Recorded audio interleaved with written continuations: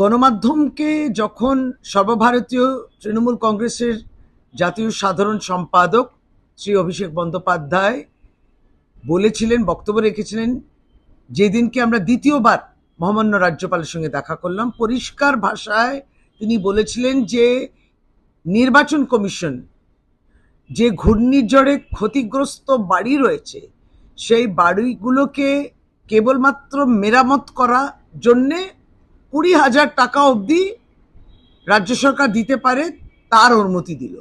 সারানোর জন্যে, নতুন করে বানানোর জন্যে নয়। পরিষ্কার এটা অভিষেক বন্দ্যোপাধ্যায় বলে দিয়েছিল যে ইলেকশন কমিশন এইটুকু অনুমতি পশ্চিমবঙ্গ সরকারকে দিয়েছে। আজকে সেই বক্তব্যটাকে ভুল বিভ্রান্তি তৈরি করার মতো এক্স হ্যান্ডেলে পোস্ট করেছেন বিরোধী দলনেতা শুভেন্দু অধিকারী, এবং তিনি ভুল বোঝাচ্ছেন মানুষকে। আমরা এটাই বলি যে বিগত দিনগুলোতে একটা আবাস যোজনা নিয়ে, আবাস প্লাস নিয়েও তিনি ঠিক এইভাবে বিভ্রান্তিকর ব্যাখ্যা দিয়েছিলেন টুইটারে।